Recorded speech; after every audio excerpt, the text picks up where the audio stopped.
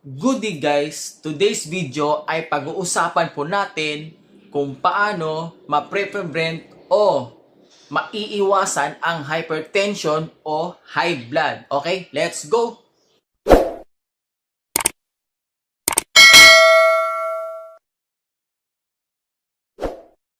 Well guys, ayon po sa aking na-research sa Google ay ito po yung mga halimbawa na pwede nating maiwasan ang sakit na hypertension o high blood o mataas na pressure sa dugo. At ito ay ang mga sumusunod.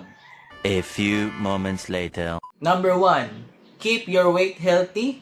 The higher your body mass index or BMI, the greater your odds of developing high blood pressure. Body mass index is calculated measure of weight relative to height used to estimate body fat and assess potential health risks associated with being overweight or underweight. Okay? Ang pagkakaintindi ko dito guys is ito po yung fixed na measurement na nagsusukat sa ating timbang na may kasamang height na natin at pwede din itong gamitin sa pag-estimate ng body fat natin o yung taba sa katawan natin para masuring mabuti kung tayo po ay overweight, yung mataas yung timbang natin, or po tayo ay underweight or yung mababa po yung timbang natin galing sa normal na timbang. Okay? Number 2, track your blood pressure. Mahalaga din po yun guys. Mas maganda sana kung araw-araw nating itatrack or magpapa-BP tayo. Kung may sarili man tayong BP sa bahay, pwede mas maganda kung araw-araw tayong mag-blood pressure sa sarili natin para malaman natin kung mataas ba yung pressure ng dugo natin o hindi. Pangatlo, eat heart healthy foods. Okay? Alam niyo na yun. Kumain ng mga masusustansyang pagkain guys. Huwag yung puro karne or matataba, basta yung mga ganun. Get or stay fit. Alam natin yun. Isa dito yung mga exercise. Kumbaga, huwag masyadong maraming kumain ng mga ng mga taba, ganun. At number 5, isa ito sa mga bisyo ng ibang tao ay yung paninigarilyo. Don't smoke, or if you do now, quit. Nasa sa inyo pa yun kung titigil kayo, pero ito yung isa sa mga factor na makapagpataas ng blood pressure natin.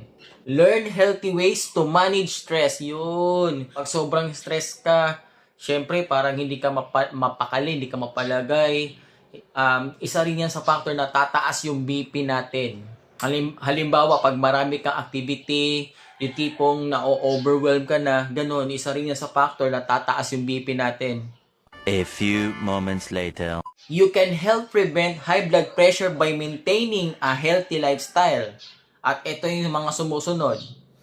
Eating healthy foods, okay? Choose foods that are low in salt and high in potassium, fiber, and protein. Eat plenty of fruits and vegetables and limit saturated fats. So, ito yung halimbawa yung low in salt naman, ibig sabihin yung mga maalat, basta yung mga bagoong ba yun? Basta yung mga maaalat na foods, bawasan natin yun. O kung hanggat maaari, i-avoid natin yun kasi isa rin yan sa pagpa-trigger ng blood pressure. Kaya kung mataas ang BP mo, kailangan mong bawas-bawasan yung mga maalat. Or kung anong advice, example, magpapa-check up ka, yung mga advice ng doktor, sundin natin. Kung may maintenance po tayo, sundin po natin yun. Mas maganda kung kakain tayo ng mga fiber, diba? Gulay, ganyan-ganyan. O pwede rin yun guys.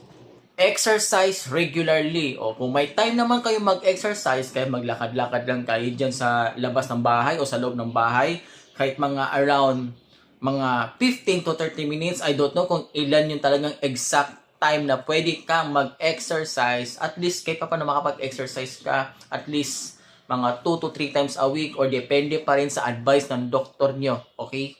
Maintaining a healthy weight, being overweight, increases your risk of developing high blood pressure. Okay, tama.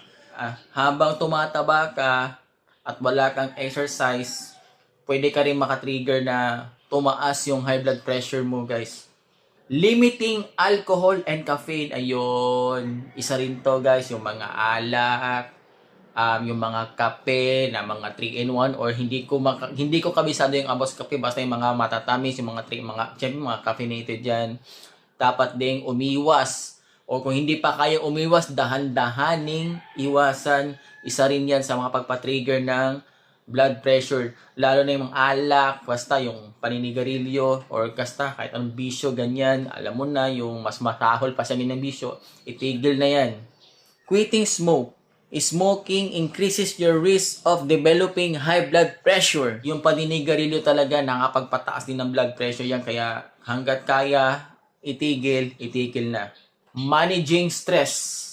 Learn healthy ways to manage stress. Yes, guys. Kumbaga, kung kaya naman hindi masyadong ma-stress, o depende kasi sa buhay natin, sa lifestyle natin, sa environment natin, halimbawa sa mga taong pamilyado, or maraming activity sa buhay, kumbaga, hindi natin sila masisisi kung mas grabe sila magtrabaho kaysa sa ibang tao. Kaya, kung wala ka namang gaano ginagawa, ipahinga naman. Lawas lang yung, katawan lang yung puhunan natin, guys. Huwag masyado magpaka-stress. Basta manage to learn way to hindi ka masyadong haggard, nga ganun. Ito yung pinaka-importante, tracking your blood pressure. Yes, guys, kasi pag lagi mong tinatrack or lagi mong minomonitor yung blood pressure nyo, syempre, alam nyo kung kailan kayo pupunta sa doktor if ever na tumaas ito or bumaba. Syempre, kung ano yung magiging status ng blood pressure nyo, syempre, dapat alam din niya ng doktor nyo as soon as possible or as much as possible para malaman niya kung ano yung nararapat na ibigay niya sa yung gamot or something like para hindi tumaas ang inyong mga blood pressure, guys. At eto pa, guys, get enough sleep. Aim for 7 to 9 hours sleep per night. Yes, guys, mas maganda kung mahaba po ang tulog nyo para makapag-relax kayo ng maayos. Yung doon sa may mga work na naka-night shift, syempre puyatan yan, ang mas maganda bawi-bawi na lang po kayo ng tulog para yung rest nyo is maka-recover po kayo pagkatapos po ng work nyo. Okay po? So, yun lang po ang aking information about sa blood pressure. Sana po ay may napulutan kayong aral. Hindi ko po kayang i-explain lahat kasi mas maganda po kung yung doktor nyo ang makapag-explain sa inyo. Yung doktor lang makapag-explain sa inyo at yung specialty niya dito is yung mga cardiologist, okay? Or internist or whatsoever. Basta, at least makapag-check up po kayo. Kumbaga, mas ma-explain ito ng doktor niyo kasi hindi po doktor, isa lang po akong nurse. Pero, syempre, kahit paano, may alam naman ako kahit konti na na-share ko sa inyo.